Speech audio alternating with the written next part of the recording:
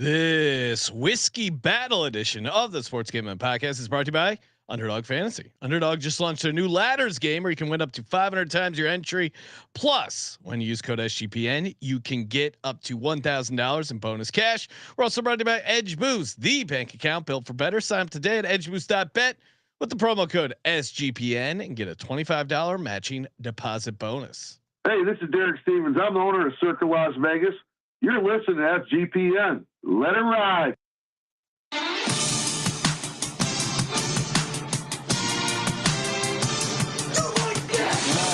Cox. He's one of those guys who will get penetration.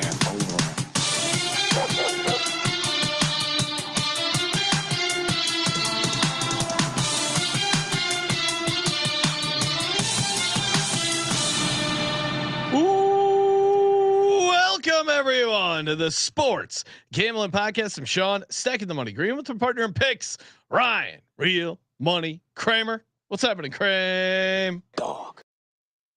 Uh-oh, Sean. Not dab time. Shout out to Japan. Yeah. Whiskey time. Yes, we are here, Ryan, about to participate in our first ever whiskey battle. This is popping the cherry. I'll be honest, I had no idea what a whiskey battle was. Still kind of unclear, but I think I have an idea of what we're getting into. Yeah. And we're gonna drink whiskey. Yeah, we're gonna drink whiskey. We're gonna talk a little football. And if you're talking whiskey and football, what better people to have on than JMark and Mir from the Old Fashioned Football Podcast on the Sports Gambling Podcast Network. What's happening, guys? How we feeling? Hello. Feeling good. Yeah. I feel like there's a lot of pressure on us since we're the whiskey people, right? We almost like can't get anything wrong here. Whoa. I mean, come on, just whiskey people. That's a strong say. We didn't call you whiskey people. We called you the Marks, Old Fashioned Football. You called yourself the whiskey people. So what? Yeah, absolutely. We're going to be joined in just a second by a gentleman. The idea is we're both going to be tasting whiskeys, Ryan. We're going to be guessing which kind of whiskey these are, and then they will be revealed to us what the whiskey is, and then whoever scores the most wins the battle. Justin, am I getting that right? I think that's correct. I mean, I'll let our guest give us the full details there, but I'm pretty sure that's how it's going to go down. Miranda, did you do any pre-gaming before the show to get your head in the right space? I don't know if I've ever done a whiskey tasting. I mean, I love the taste of whiskey, but you guys, I don't know if my past 25 years counts as a whiskey tasting, just one long whiskey tasting. I did go to Ireland for a while. I guess I've done a couple, but my palate is pretty unrefined. It's just that it's whiskey. Oh, that's good. I like it. What is as a whiskey expert, and I am setting you guys up as a whiskey expert, smart to get the expectations high. Right, we're the scrappy whiskey underdogs, I think, in this battle. But Miranda, what do you look for in a flavor? What do you like out of a whiskey, taste wise? I prefer rye, so I like a lot of spice, a lot of character. I did not do any pre-gaming. I will just say that. I came in, I want a clean palate. I've got to be able to there's a lot of pressure here. Yeah. I gotta be able to identify these. Sean, I never have referred to my whiskey as having character, but that's going in the yes. I know a lot of characters who like whiskey, but the whiskey is never the character that's leading us. All right, enough messing around. Let's bring on our guest of honor.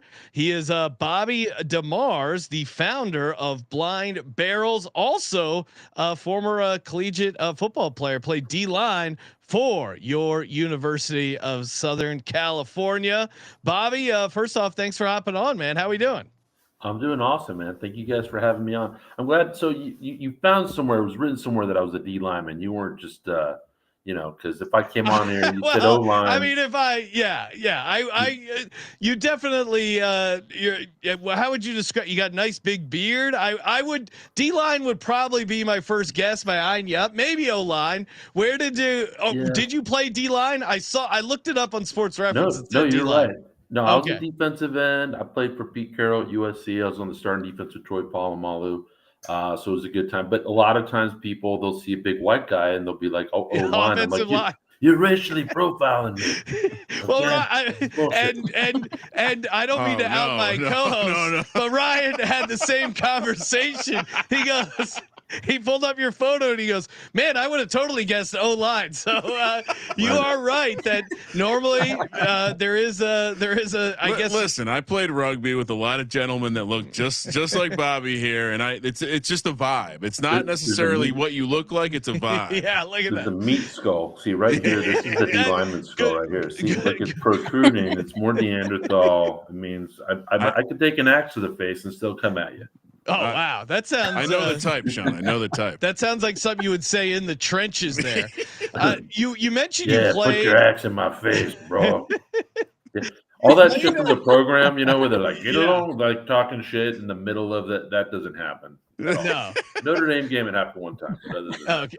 Yeah. What? Well, you always heard Madden talk about you don't want to know. You don't want to know what's going on in the bottom of that pile. Now, I imagine it's hard to actually get out shit talking because of the nature of the position, right? Is there? I feel like trash talking is more for receivers and defensive backs because they got a little time out there. I don't know, maybe a little on the D line, but so let's just get a little background and then we'll hop into this whiskey battle. Very excited, my first ever whiskey battle. But you played for USC 97 to 2001. You mentioned you were played on the same defense as Troy Polamalu and great hair. Amazing hair. What was Troy Polamalu like as a teammate in college for USC? Troy is like the quietest person on the team. Like you would never hear him just even talking. Like he was literally just there, really respectful. I think he was a Christian guy. I don't know. I will say this about Troy is his second day of practice ever. Because from what I understood, he was kind of like a favor to the running back coach. Like it was his nephew or something. So he was like the last recruit that came in. Like he played 8-man football or something. And the greatest football play I've ever seen in my entire life was on his second day of practice. Like he was like Carson Palmer, like went through this like massive like seam route and the DB got burned. And it wasn't really Troy's play to make, but he broke on the ball at safety and he took 2 looks and then he jumped and spun in the air and did a full 360 spin and then did a one-handed like Odell Beckham style catch, except it was a no look one-handed drag your feet one-handed catch that we watched like 80 times in a row. It was fucking unbelievable. That's insane. And especially he was always fun with that giant hair flowing out of his helmet, seeing him fly around. I'm an Eagles fan and people are always thinking of ways to stop the tush push.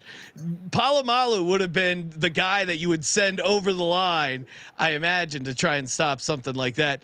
You were coached up by Pete Carrol. How was Pete Carrol? Everyone talks about the energy, the conspiracy theories. What was he like? What did he ever get into? Now this is probably pre 9/11, but did he ever have any conspiracy theories with you guys? No, but actually I started because of 9/11. If we're going to get into it, really? Sure. Yeah. So 9/11 happened, and it was one of these morose days, and I went into the athletic department, and my D-line coach was Ed Orgeron. So, we talk like this, he got a frog in his pocket and he just might fight you at the drop of a hat. You look at me wrong, I'm going to fight you. And he's just one of these literally psychos.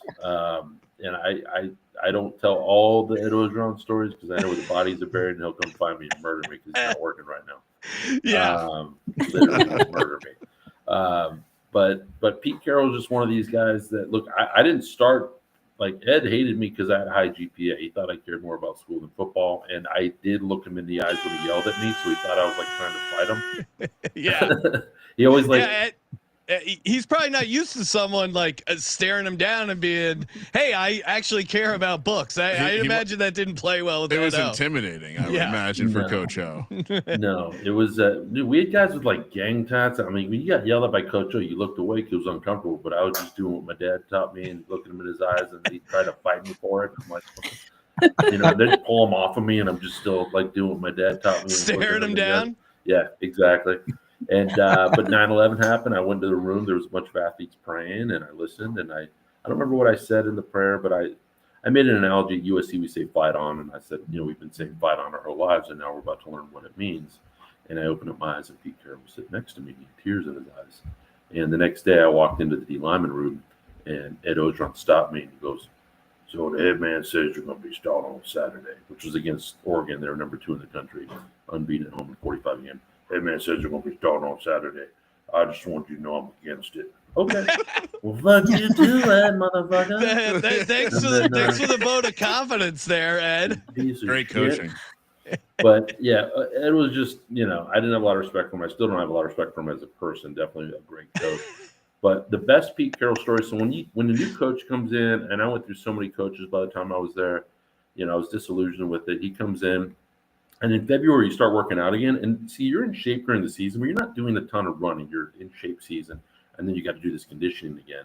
And so it was raining. We had to go to the gym, and there was all these groups of 3, and I'm like, "Fuck, we're gonna do stations until we throw out this trash can." Like I'm like, this is gonna be a bad day. And Pete had separated everybody into teams of 3. And he had a round robin double elimination basketball tournament.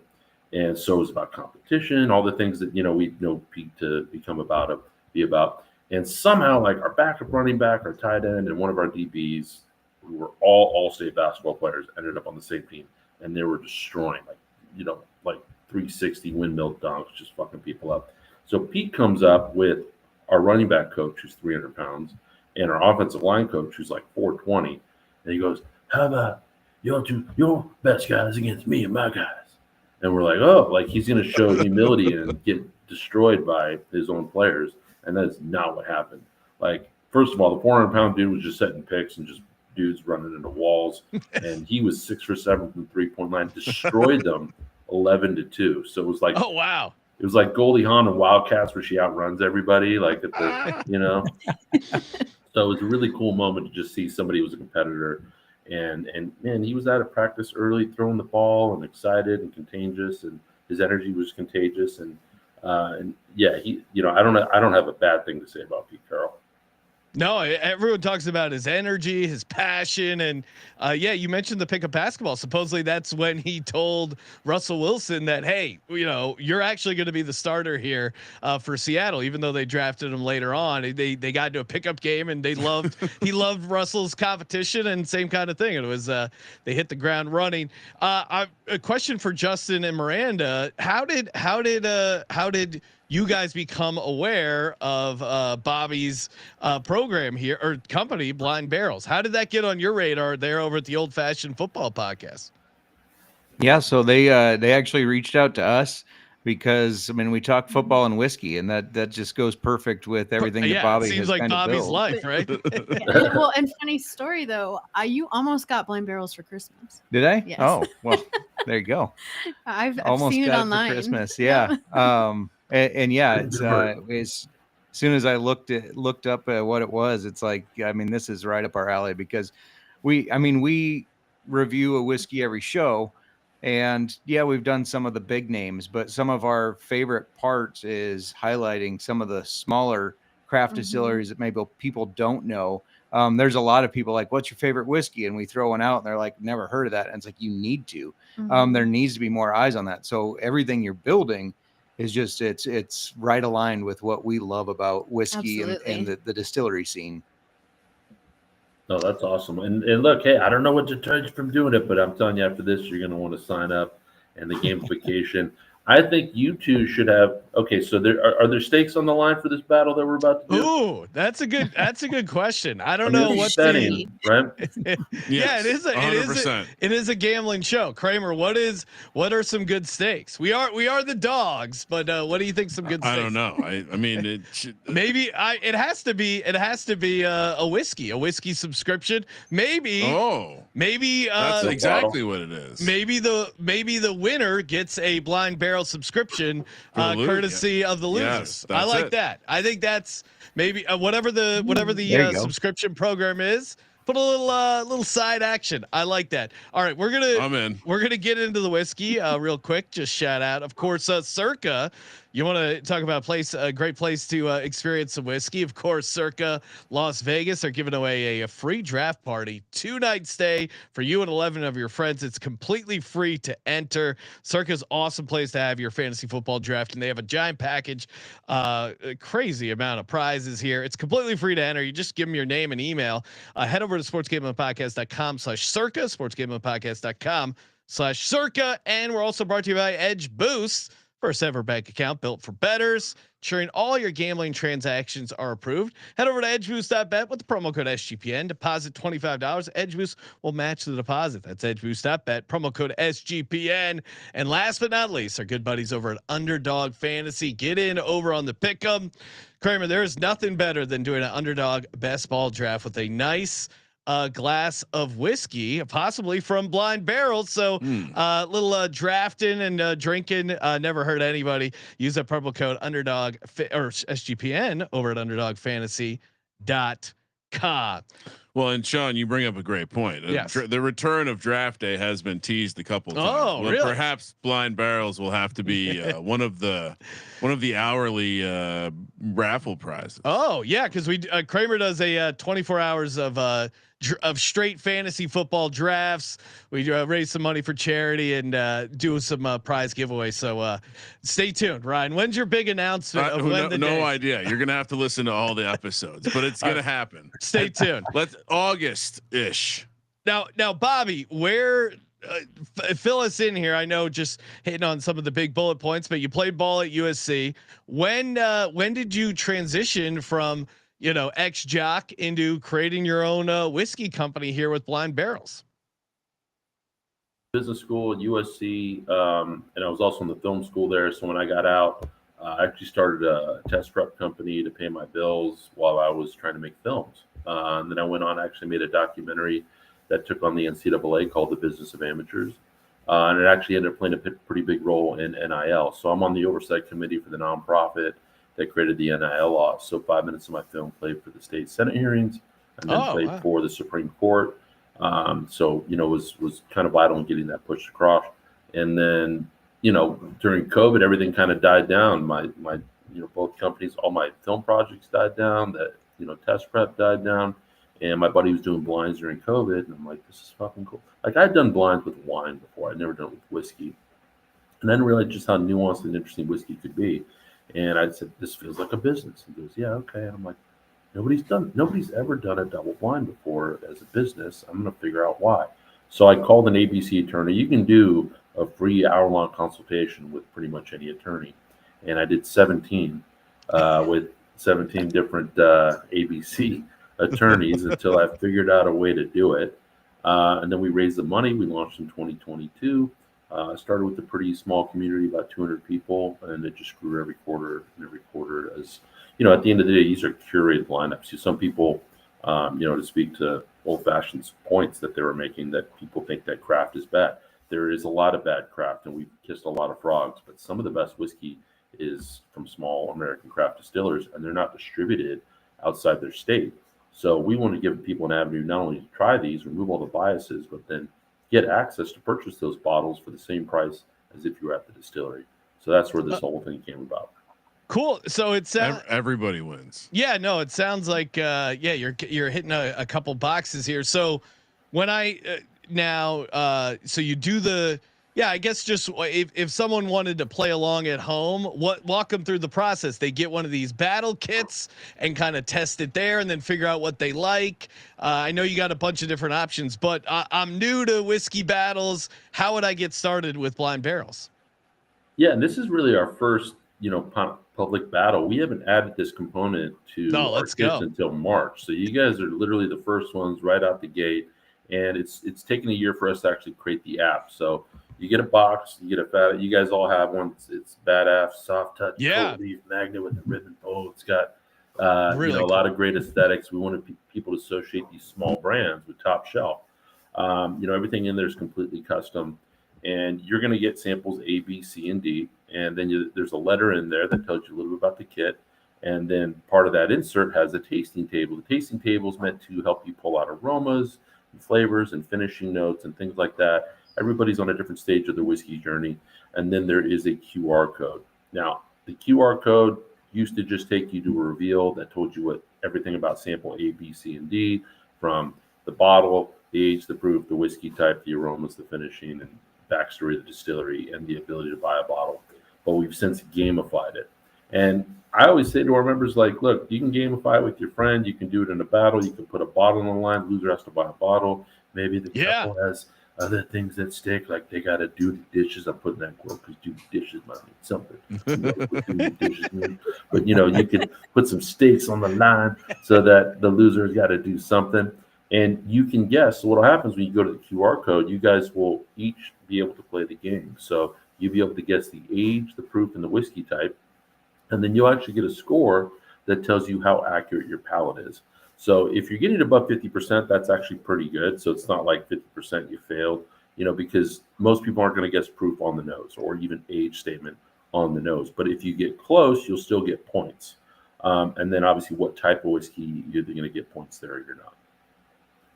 I'm feeling incredibly not confident in my ability to do any of that stuff. Ryan, well, that's, you know, every whiskey journey starts with a step. I heard the way you nicely said some people don't know what they're tasting. Everyone's at a different state of their whiskey journey. That was very polite of you. Yeah, I like to think I bet my entire life has been a whiskey journey, but let's add to it. So, let's get going here. I guess step one, Bobby, is what do we have to do? I got this set up here. The Marks have theirs. What do we crack open the A? Open that beautiful packaging. Pour it. You guys have, I mean, you can have 4 different glasses to pour in. I would just say maybe get a rinse in between each glass if you only got one glass that you're pouring from. And if you notice, this lineup is called Heat. So that's going to help you a little bit in one of the categories. You know, and we always named the box after something pop culture related. This was a partnership we did with Randy Sullivan from Bourbon Real Talk. So, you know, one of us is De Niro, one of us is Pacino, but it's called Heat. And this rivals, we did a box called Some Like It Hot. And, you know, so in the whiskey world, when something is high proof, you say that as a high heat level, right? So these are all some what we would call cast strength killers. That's I like that, bringing heat. Just like, I mean, that works. all time great movie. Okay, so I'm smelling A. Smells really good. I want to drink A. Do we drink it and then from a game standpoint? Look, you know, if we're going to get right into the game, and you can start guessing at any point. Okay. You know, in terms of the 4 stages of tasting, if you're going to go through a tasting, there's really 4 stages. The first is the color and the appearance. So you can look at it. The color can tell you a lot about it. It could tell you that it maybe the darker it is, the more it's well aged. If they're using a used barrel, that might not be the case. If you've seen, you know, 25-year-old scotches that aren't that dark because they're using used bourbon barrels. The viscosity, if you get some very viscous legs, that could mean that it's high proof. The second stage is the aroma. When you're actually you know, smelling, you know, you can dump your nose in there. I'm more of a, usually you got one nostril. I call this my DeLorean nostril because it's not always working that way. The 80s, you know, that's too much fun in the 90s, maybe. But one nostril is usually working a little bit better than the other one. And you want to kind of get, you know, keep your mouth open a little bit, you know, try to see if you can pull out the tasting table is meant to see what the flavors you can pull out. The third stage is the actual tasting of it. And part of the tasting is also just how much of your mouth is it actually hitting. Some people, if the more it's hitting in different flavors of your mouth, the more that you can tell that it's a really rich whiskey. And then the finish is this the mouthfeel? Is it oily? I might tell you how they distilled it. And then the finish is that we call it kind of that warm Kentucky hug. Not that all these are necessarily, any of these are from Kentucky, but where you kind of, that taste that lingers with you a little bit longer, that warm finish that you look for in a really good whiskey.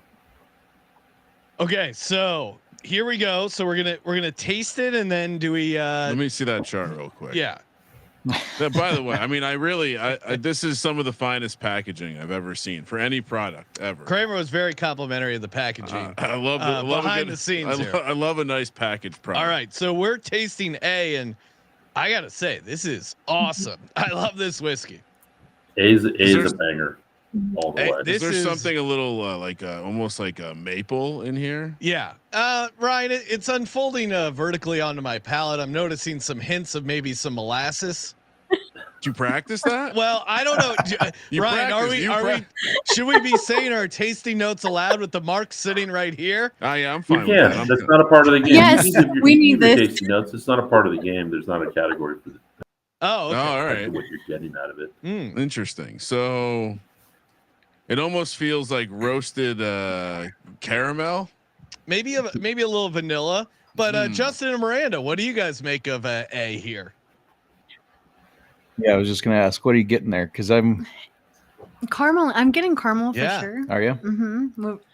I'm getting You always pick out really funky flavors. I do. I pick out. I don't know. I can really taste the toasted barrel. Ooh. I mean, the barrel really shines through it in the char of the barrel. I'm getting some of that, a little bit of smokiness. Now we've been told many a times by distillers, no matter what you taste, you're right. That's just something everybody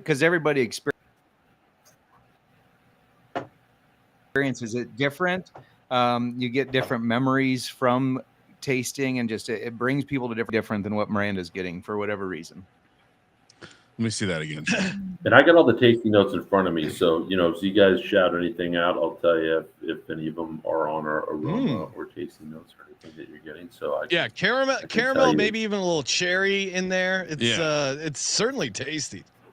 It's very good. I would also, based on, and I missed a little bit of what you guys were talking about, but based on what I've learned about wines, I think it's almost like there's not a tannins, but like a wood, like there is like a wood element to the. Well, they were talking about here or tasting that the barrel. You can kind of okay, taste a little barrel action. Yeah, I definitely see that. You're picking up. You guys are doing pretty good. There's definitely some fruit notes going on here. There's definitely wood notes. Some of the aromas that we have on this are rich nougat, marzipan, butterscotch, toffee, ripe peaches, dusted with cinnamon. Ooh, I love creamy nougat. Nougat. Yeah, no, there is. Never would have brought that out for a whiskey. I think I'm getting cinnamon off the taste a little bit. Oh, with that heat. Yeah. Mm-hmm. Yeah, because it has like it's got like a holiday. It's giving me a holiday vibe. There's a heat there, but it's not a heat And from I'm feeling that Kentucky hug right now. I can feel it. It feels great. Love getting hugged by Kentucky as a state or residence. So shout out to Louisville. Okay, so now how does the game work? Do we scan the code? So use the QR code Yep. on any bottle or on the tasting table. The QR code is going to take you to a game. Don't click the button that skips the game. So you'll see it. It's fairly intuitive. You'll see sample A, and you'll be able to guess: is this a bourbon? Is this a rye? Is this a wheated? Yeah. Is this a single malt? Okay. Is it a rice? This is a lot of pressure. And then the levers you can move the proof, and we even got into the you could get it at 105.5 proof. We even broke down the decimals for people who want to get super granular. Oh my God! Look at this. Out there to love that. Yeah, so this is crazy. So you have a slider. Hold on, let me try to get. And this then you on. have to guess the proof. I've never guessed and then the age before. years. Some of this is tough. Yeah. I mean, I'll tell you, you guys are picking up on some really cool notes. There is a really strong kind of astringent oak, especially on the finish on this, that you can get a sense for. And this is one of those whiskeys that what I love about this whiskey, without telling you anything about it to help you guys on what you're doing here. This whiskey wasn't really well distributed.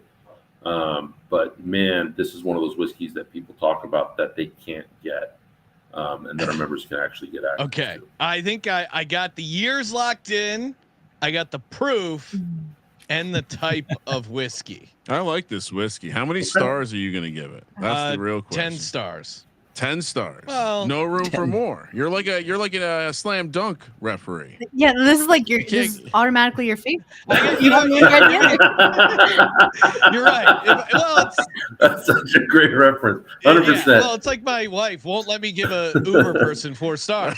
It's like that's why there's so many bad Uber people out there. Is because wait a minute. You can't get. Yeah. Wait, let's back that up for just 1 second. Wait, she won't let. First of all, there's 5 stars as an option for Uber, and she won't let you give 4 or more. No, anything less than 5, she won't allow. I'm like, they did. Yes, your wife is 100% right. Come on, there are now some. if there's shit in the car or they spit on you, or you almost like die. Like I was with somebody, and they did the thing, the rating. I saw they rated 3. I'm like, just give them 3 is stars. crazy. They're like, well, it wasn't like a fast experience. I'm like, did they insult you? Did they like spit on you? Did something? No, it just wasn't 5 stars. I'm like, well, that person might get fired. If they fall below a 4.7, they get fired. One time, Sean and I were getting a ride to the beautiful Cirque out in Las Vegas, and the Uber driver drove through a like one of those posts meant to be a divider for like valet one side, and I still gave him a 5. We still gave him a 5 stars because he was a cool guy. But every once in a blue moon, they deserve a 4 star. So I'll give it. Right, I'll give it 9 stars. Are we locking in? I feel pretty good about my guess. Marks, what are you guys rating this out of 10 stars? I'll go 9, just to leave something to improve on. How many stars? So there's 10 stars. 10, yeah. Yeah, the rating Well, on first this of all- game is optional, so you can or can't rate it. But I mean, I'm definitely ready. Yeah. The whiskey type, I'll be honest, has me a little thrown because the first taste I thought it was one thing, and now that I've tasted it more, I've switched.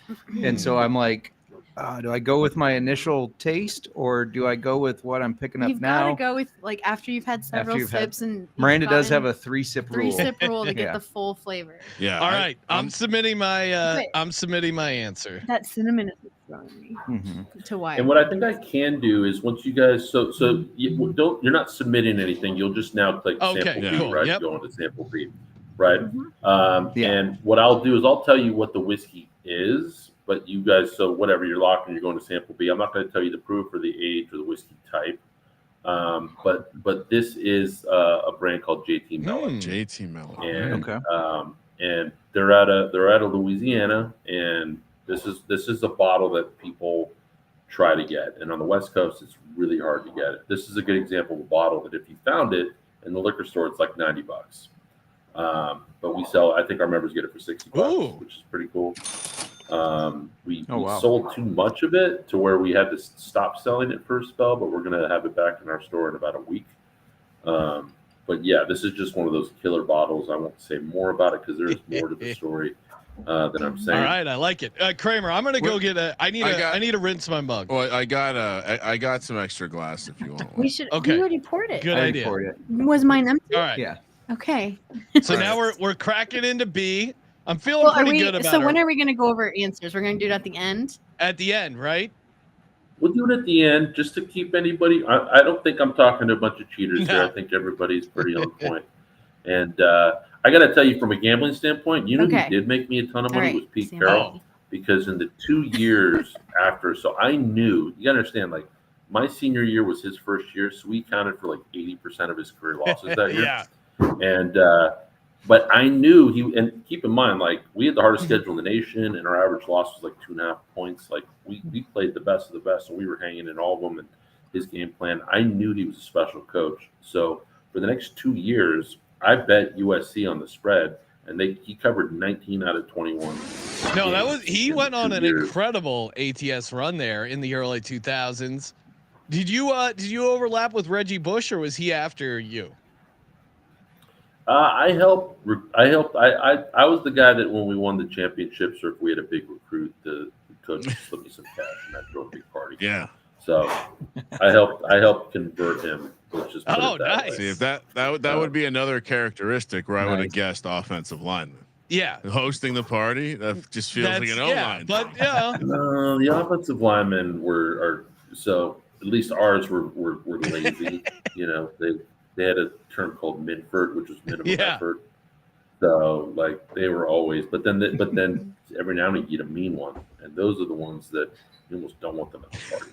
A little too crazy. All right, I mean, how'd you get that hole in the wall? And the hole is the size of a body. Somebody got thrown through the wall. This is a little lighter. What do we think? Wow, this is totally different. Totally different whiskey. Is it pecan? So Miranda's smelling pecan. I'm actually getting banana. Banana. Yeah. Ooh. Whoa. I'm gonna go out on a limb here and say herbal tea. Wow. Let me see that. Let me see what I got. Whoa. I feel like this is a Herbal wild tea, ass bananas, orgy. and pecans. We're very seriously. married there. But kind of smoky. Like Interesting. All right, I got it. I taste banana too. Okay. Maybe banana's just in my head. Well, that's I really remember I good. had 99 bananas back in the day. That was I don't know if you ever had that. That was like a college drink, or you brought it if you were meeting up with a sorority. They loved 99 bananas. It was all the schnapses. Right? yeah. That's like a fraternity Yeah, agent. yeah. Like, give them the 99 bananas. All right, bring in the boys. Yeah. Well, that's the actual 90. It's a car wash. It's a Northwestern car wash. The flying squirrel. You got to be careful, Bobby. You could get suspended for that kind of stuff nowadays. All right, so what? This almost has a. Yeah, I agree. There's like some sort of smoke going on there. But baked goods is with really- it, like something It's baked. got a. It's No, but that's burning my pretty nose a good. bit more too, which tells me more alcohol, perhaps.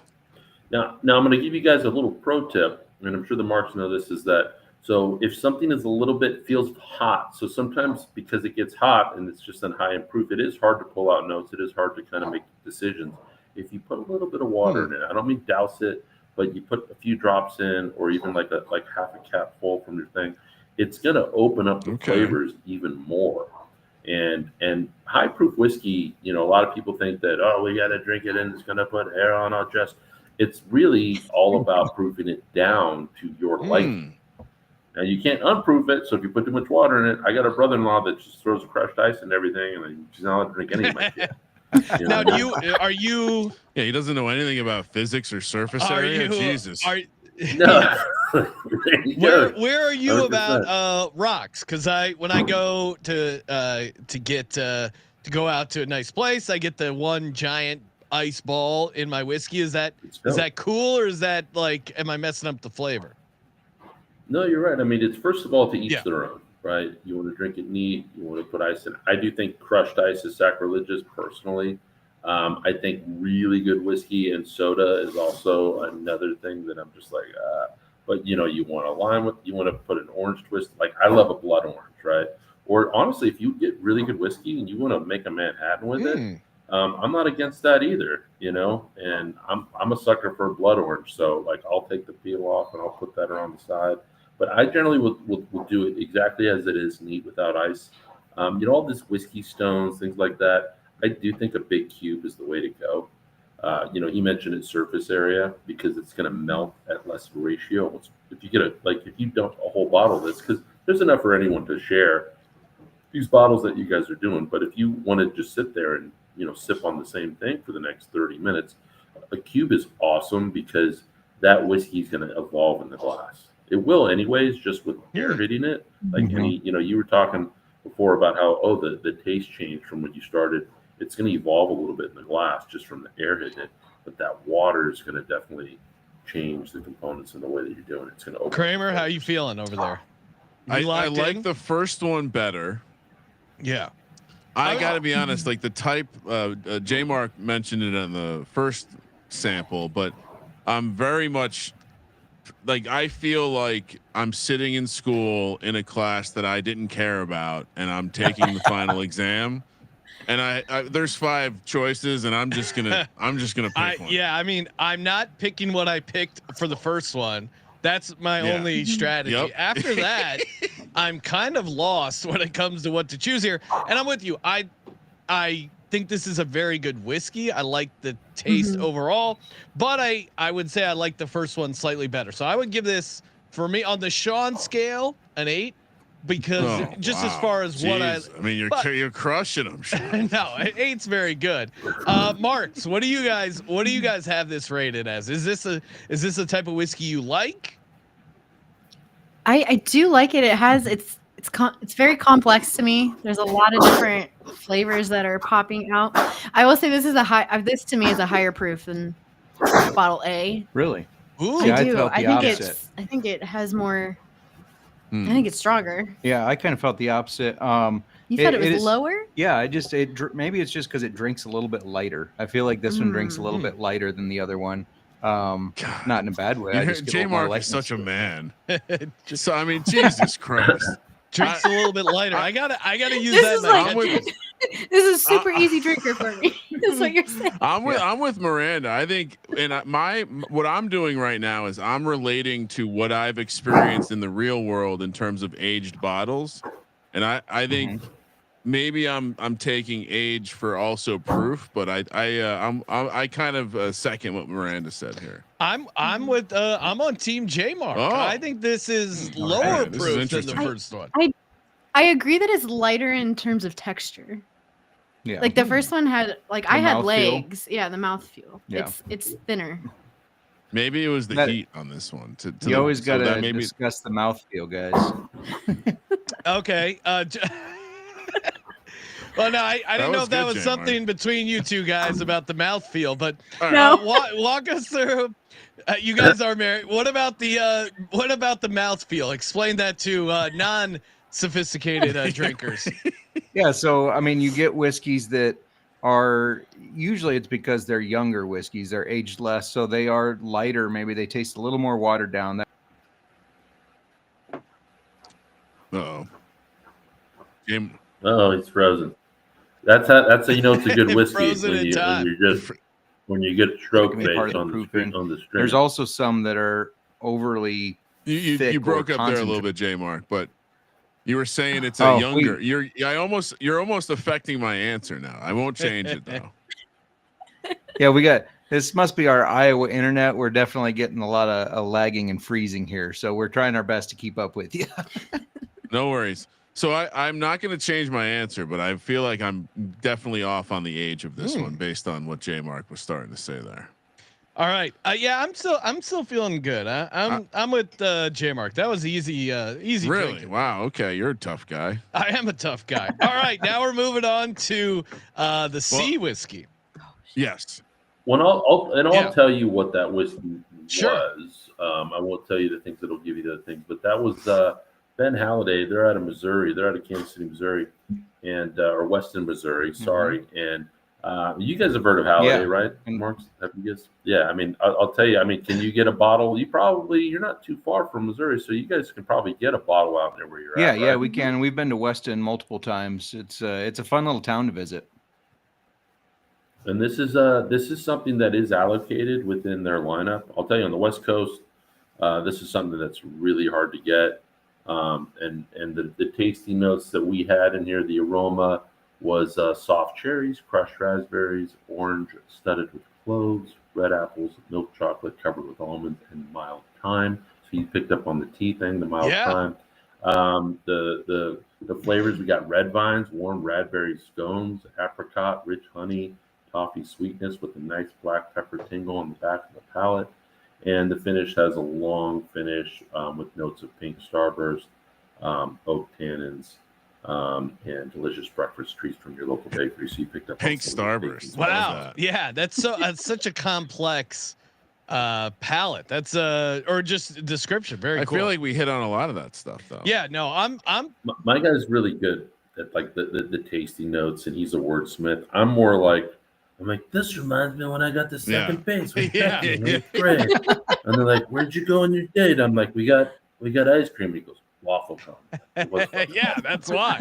Well, it is. That's awesome. And you hit on a great thing about tasting, right? Like there is that wiring in your brain of smells, scents that kind of like lock in and remind you of a time and a place. For me, there's a certain like I hit elements or certain levels of drunkenness, and I bring back memories from when I was also that level of drunk in the past. Okay, this one's interesting. See, like the one before, I didn't pick up on the fruity stuff as much, and I did catch the tea. As someone that's not drinking a ton on the regular, I'm gonna be nice and cool. I might have to hang out and watch the basketball game, Sean. Yeah, I'm gonna feel good after this episode. Japan in the chat asked, and Japan's dabbing too. So Japan's our alarm clock for dabbing. Yes. Yeah, he's ready to dab at any given time. He said, "Is Basil Hayden bourbon good?" I think for the price point, especially you get the toasted Basil Hayden. A lot of times you get it at like a Costco. I think that's good whiskey. I don't think there's anything bad. It's accessible. That doesn't mean that it's a bad thing. But I think for that price point, it's pretty solid. And he did ask, is it cool to put a little whiskey in my water, a little water in my whiskey? My boss told me to. As long as your boss isn't saying, place your hands on the desk until I say it, until you have to pee yourself while you're waiting for your boss to tell you to do more things. If you've seen Secretary, well, then I don't know. But as long as that's not happening, okay. You can pour a little Basil Hayden on you while you're waiting. Kramer, how's that? I do. What were you saying, Justin? I was gonna say I do think Basil Hayden it's definitely a good bar stock to mix with. I feel like it's a really good thing to mix. Oh, okay. Unless it's dark rye. Unless it's dark rye, the Basil Hayden dark rye is a very good sipper. Ooh, I've had that. Yeah. That's my This is favorite. interesting, one of the Ryan. Mm-hmm. What are you tasting here? I'm sensing some orange. Like I'm this almost. so this feels to now maybe just my own state. This feels like the hottest. Is this? Have we gotten to a higher proof? That could be because you're getting drunker, Ryan. But yeah, I feel amazing actually. Thanks for asking. No, I would say it makes this one is closer to the first one in terms of like there's a spicy, like there's a spice element to this one. I almost want the marks to go so I can hear some things and cheat a little bit off their test. There's like a fruit element to this. Like yeah, definitely. Mm-hmm. Great point. I agree. I do feel like bottle B was the highest proof so far. This does not seem as interesting. I'm just gonna say women generally have the better palate. That's just my my experience. Women have the stronger palates. It just is what it is. That is true. I can tell you that my wife and kids notice things way more. I'm not a very picky eater, and I do like flavors, but sometimes I'm not very good with the wine. It's I'm good at tasting stems, but differentiating fruits is tough. I would say one definitely has fruit and some spice. This one might be the vanilla cinnamon. Vanilla, yeah. Vanilla extract is one of our things. Smoky vanilla extract. Nice. That's on the aroma. Good work, Ryan. Yeah, it's like it makes me. It's like a holiday thing. Even though I hate all holidays, for whatever reason my taste buds are reminding me of holidays. This one has holiday notes for sure, in the sense that there's a creme brulee crust. There's a there's a cinnamon toast vibe coming at the end. And a caramel. All right, I got to lock in my answer with this one. I'm with Miranda. I'm still standing with Miranda that B was the highest proof. I'm all over the place. I actually think this last one could have been the lowest proof. Go ahead, JMark. Just quick question for you. What is just one of your favorite whiskeys that you've gotten to try? Yeah. I know that's putting you on the spot a little. No, not at all. Because, I've been lucky, whenever we reach a certain milestone, we open we had an 18-year purple top from Willet. We've done, which was a really special pour. The Pappies and these BTACs, they're great. But honestly, one of the best whiskeys we've ever had was actually in our lineup. We get sent stuff we get probably 40 bottles sent to us every month. And somebody's got to do the Lord's work and figure out what's good. And I put this blind. So have you ever heard of Doc Holliday? You ever seen that Doc Holliday bottle that's out there? It's gained a lot of steam in recent months. It's got bullets like in the cap, and it says I'm your Huckleberry on it. And there's a 6 and a 7 and an 8 and a 10, and there's a whiter bottle. And it feels gimmicky, but the World Whiskey Society, they're actually sourcing really amazing whiskey. And our rules are it's got to be American, it's got to be craft. If you're sourcing and not making your own, you got to blend it, you got to finish in a barrel, you got to do something to it. Otherwise, there's no story there. And so the only time we've had a white labeled bottle that was in our lineup was the Doc Holliday 10-year. And if you go out and you go try to find the Doc Holliday 10-year, it's not the whiskey that was in the bottles that we had.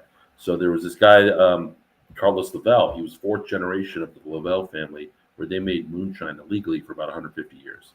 And they would bounce from Georgia to the Appalachians, and they would evade the feds. And so when people start making whiskey, if they don't apprentice or they're not a scientist, they're not necessarily good at it, and they may never get good at it. Well, this guy was making whiskey since he was 7. And so in his 70s, his daughter convinced him to go legitimate. He started Ivy Mountain Distillery in Georgia. Well, 3 years in, he died. and the barrel sat there. Barrels that he wasn't even age that long because he was mainly making moonshine and doing a little bit of aging. And the barrels got offloaded. They ended up in Texas, and Texas heat 4 years there is like 8 years. It's like double the maturation rate. And then it got brought back to Georgia. These guys found it, brought it back to Georgia. So that 10-year Doc Holiday from this Ivy Mountain from Carlos Lavelle. And I told him, I said, if we're going to put this in the lineup, because you are white labeling, but it is craft whiskey from literally a whiskey outlaw, that we need to put his story on a neck tag on the bottle. And when I put in a blind for my guys, they thought, I do fuck with them. I'll throw like their favorite, Four Roses recipe, just so they'll shit on it and be like, oh, you hated the thing you loved. And just to fuck with them, right?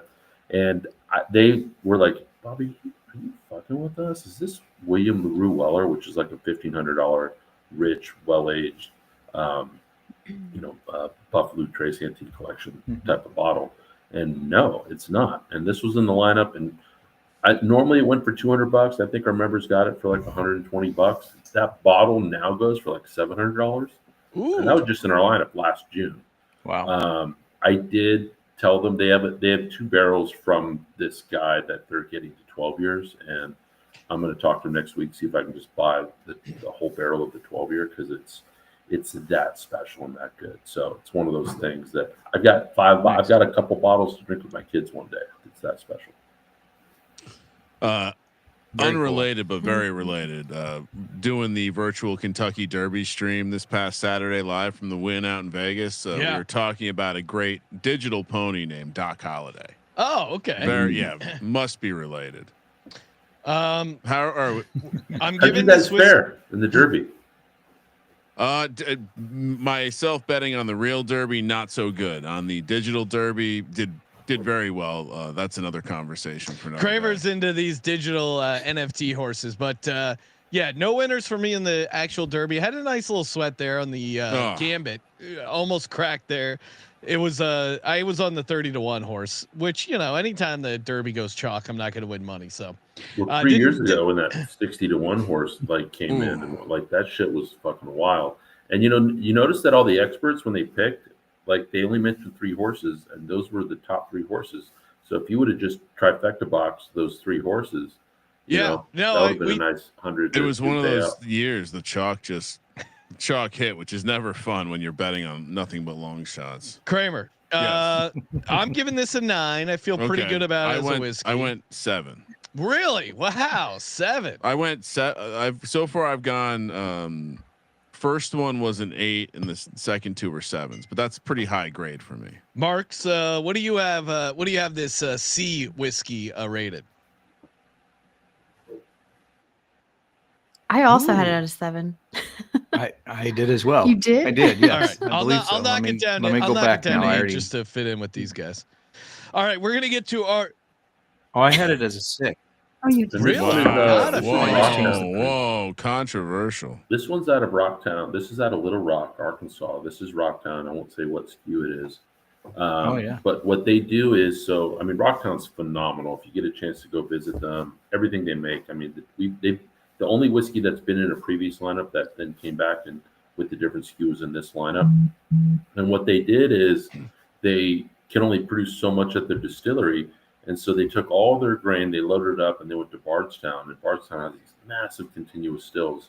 And for a week, they make a whole year's worth of product in 1 week, doing contract distilling at Bardstown. So this was technically distilled in Bardstown, in Kentucky, but then brought back. It's their grain, it's their distillate, it's everything that they make. But if you're ever in Little Rock, you have to go to Rocktown. It's phenomenal. Ooh, that's a good whiskey town?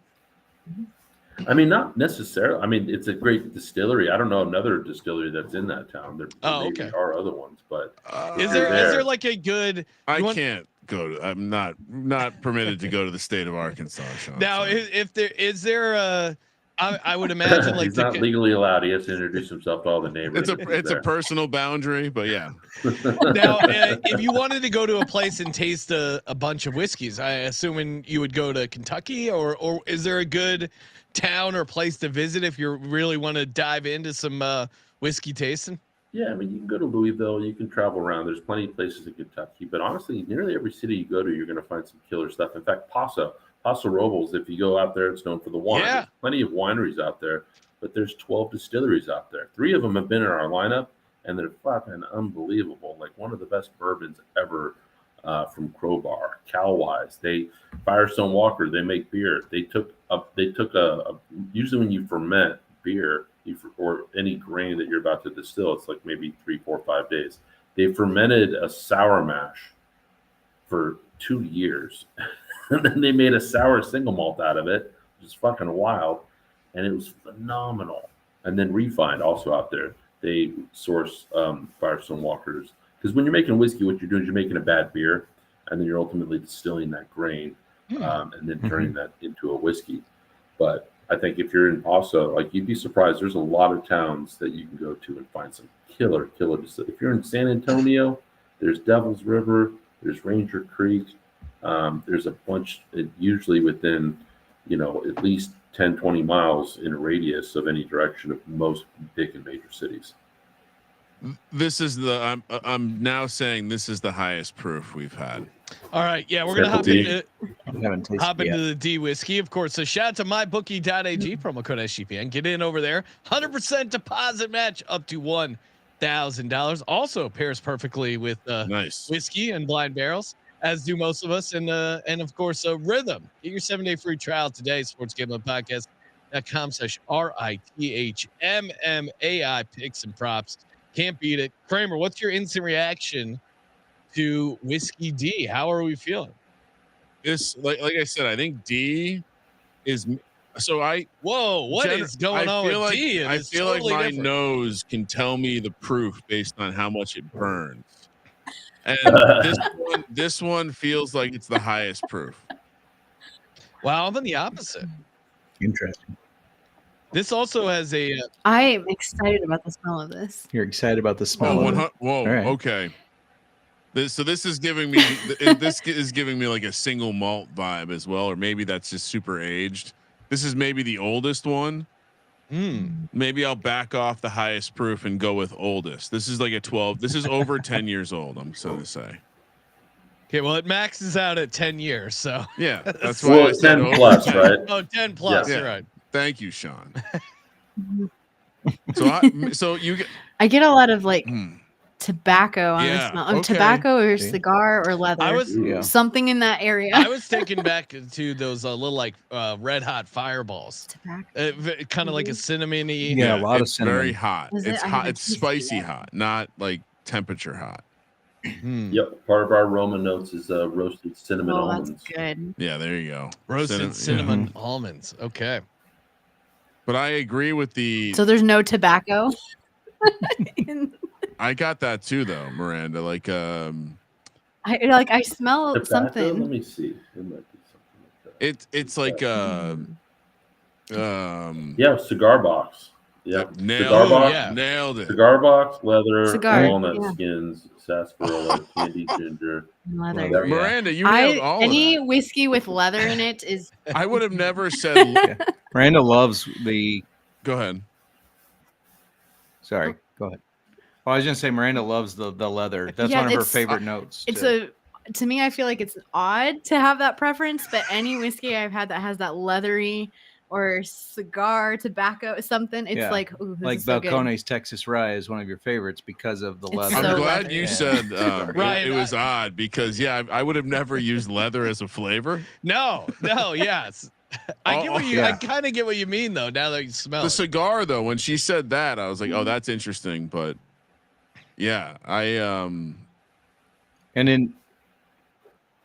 in turn with that, I mean, this tastes like a great one that would be good with a cigar. This is old. This is like, this is an older one for sure. Yeah, this would be killer with the cigar, and there's there's a lot of wood influence on this one.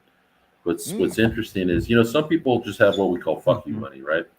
And what they do with that money, it's different. And this guy decided to source whiskey, put all that whiskey into smaller barrels, age them, but finish them into different barrels. So when you char a barrel, and there's toasted barrels, right? What they do is they char the inside, and the level of the char, how much they heat that char. There's different levels, 1, 2, 3, 4. he finished this whiskey in all 5 different barrel char finishes that you could do it, which is, I mean, honestly, really expensive to do. Mm-hmm. You know, not only are you sourcing the whiskey, and then you need time, and you're doing toasted, you're doing char 1, you're doing 1, 2, 3, 4, 5. Like, this guy's just doing things that in the craft industry, this is exactly what we love that people are doing, that are pushing the envelope. And Is this a Colorado whiskey? It has that pure taste. might be. Oh wow! Well, now are you talking about the Okay. distillate, or are you talking about the brand? Oh, Checkmate. Well, it's for me, it's Ooh. like the water. The water that's Oh, okay. used just- with it has more of a pure. Anything we've had from Colorado, anyways, has more you of like can a taste pure the I'll rock. tell you, taste. Colorado Rocky is Mountain another- water. Yeah, there's some hints of Coors Light. God, can I'm in taste. kindergarten compared to them. No, I know this is. No, like it's something like, so we've had 10th Mountain on, we've had Breckenridge on our show, Yeah. and both of their whiskeys like have like this, I don't know how to explain it, but like it's like a pure Ryan's taste. pretty And Brian cool. Knoll has fuck you money. From 10th Mountain. I will say. Yeah, Ryan's a cool guy. Ryan. Yeah, we had him on Ryan the show. It's very Thompson. cool. Yeah, we've had a ton of Yep. Colorado brands from Ironton, and we've had a few actually. I'd say California, Colorado, we've had probably the most distilleries. And if you go to Denver, and we have Mythology. If you go to Steamboat Springs, I'm telling you, like, there's distilleries everywhere, and all of them in Colorado are fucking awesome. Yeah. No, this is. I'm noticing it tastes like it's from Colorado, right? Did you know? God, you know, there was some. I can usually taste the elevation. Yeah, and you know, outside of the Denver area, Well, maybe. there's- I will say this. If it's not, there's something unique about The water, right? about where it, Yeah. either they're getting the the water, water, yeah. You know, something they about call it in is New York unique. City, they call the That's hot different. dogs you buy on the street dirty water dogs because it's the water that gives them their great flavor. I'm Yeah, same thing with the bagels. Yeah, all of that. definitely with the bagels. As someone from the East Coast, the bagels. I don't know why they can't figure that out anywhere else. So I'm locking in, Sean, 10 plus on this one for sure. 10. I'm not going with to say your the rating. rest. 8 stars. Yeah, I put this up to 9. I think I think A is honestly my favorite, but D probably second, and then B and C kind of in between there. I'm But right this there. is- I think. This is another one that D, yeah. we ran out of.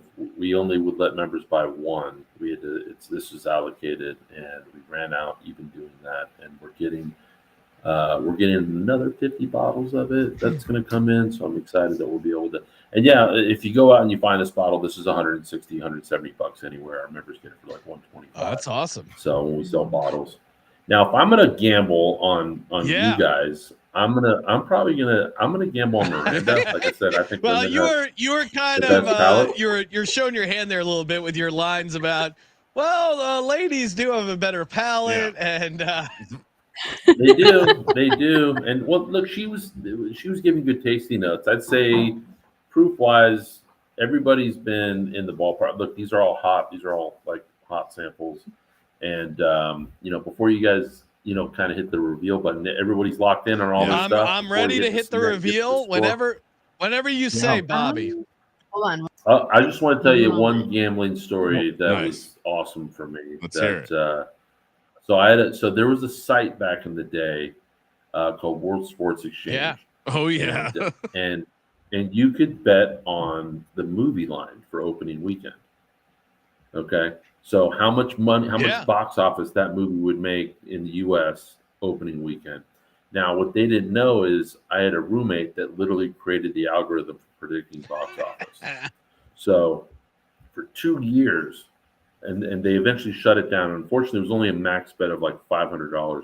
And so there would always be 2 movies up, and sometimes it'd be one, but if my guys said it was a lock, like he was 100% for 2 years, every weekend.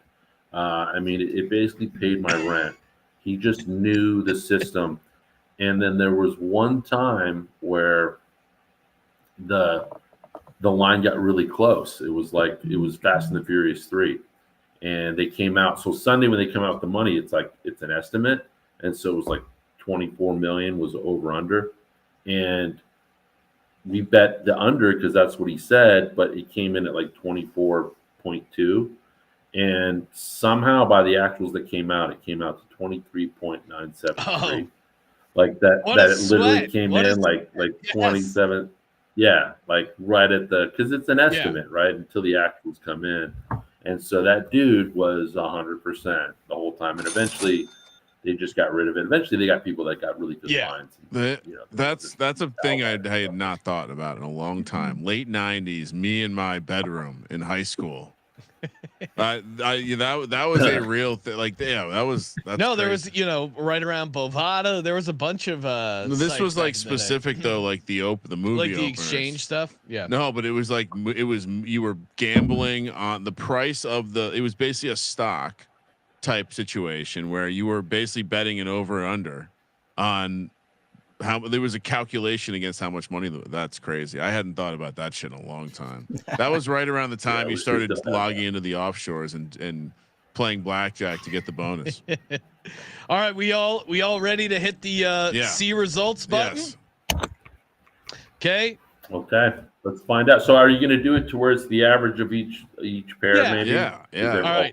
I'm hitting see results. Did you do well? No, I did not. I did not either. Well, remember 50%. Remember 50% is okay. Yeah. I am not at go 50%. first. Go first. Okay, coming in at 35%. I am a whiskey rookie with a score of 106. Kramer?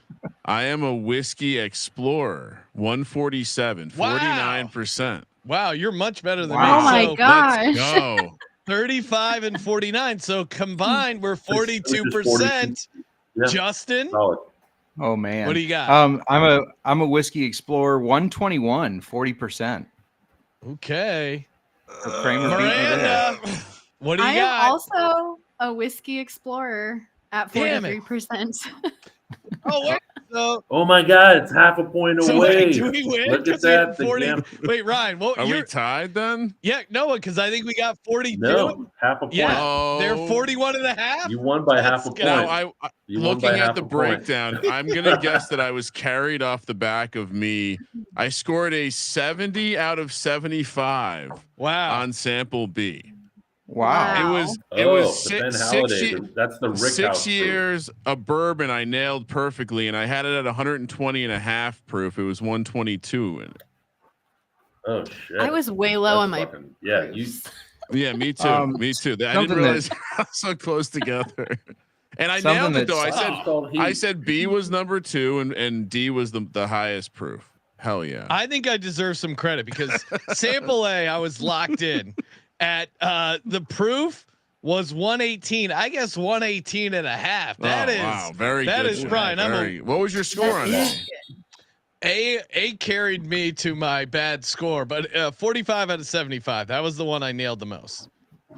Yeah. So A was that rice whiskey. Oh, so okay. that Louisiana, what they're doing is they're crawfish farmers, and they took the rice that they grew the crawfish in and started making whiskey out of it.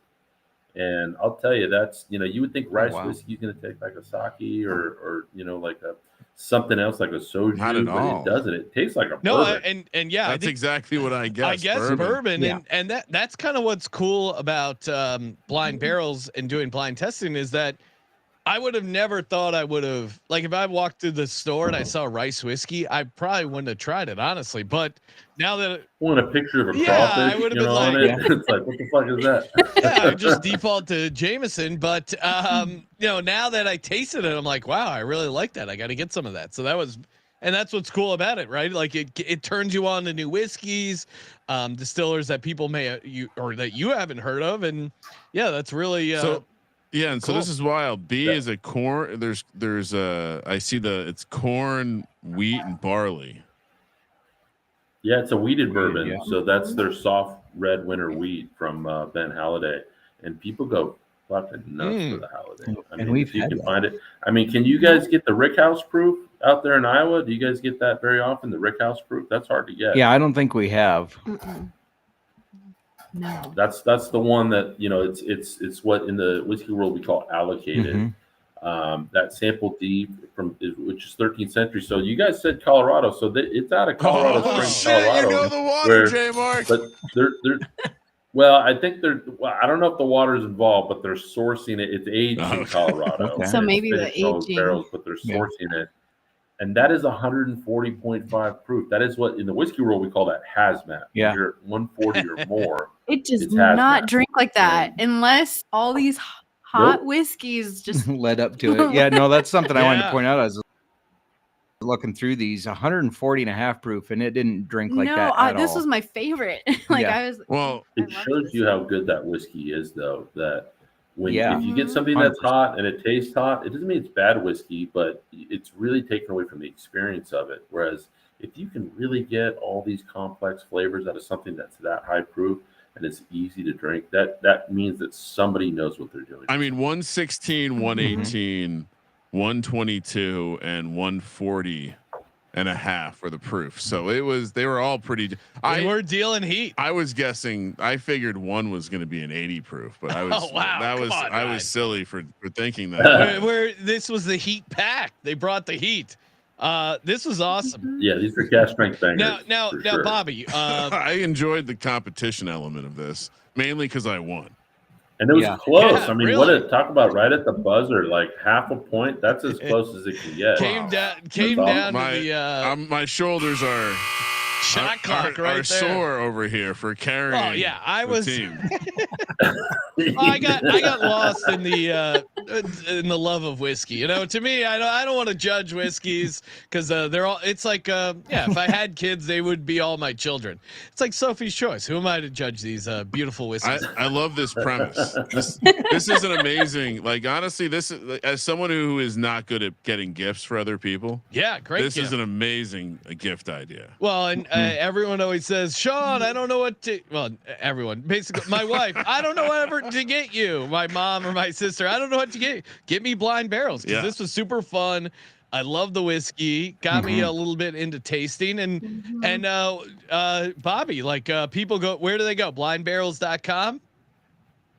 Yeah, go to blindbarrels.com. I think right now we got a code Spring10. You'll get 10% off any quarterly or annual, and you'll get a custom tasting glass with your first kit too.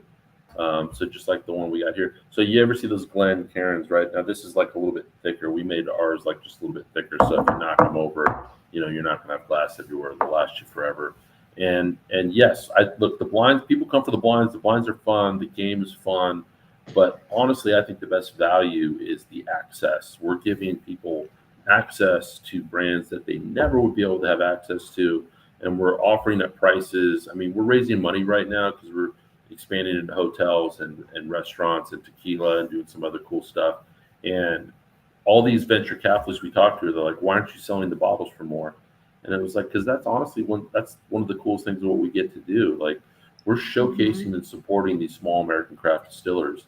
And our members are loyal to us. And we built a whiskey community because I dare anyone that's a member to go find them. First of all, can you get the bottle? Second of all, if you can, I bet you can't get it at the price that you can get it from us. Awesome. Well, yeah, and it's cool hearing you and your story transitioning from football and perfect showcase there for old fashioned football, combining whiskey and football. Big thanks to you, Bobby, for hopping on the line. Big thanks to Justin and Miranda. Very fun as always, and appreciate everyone for tuning in.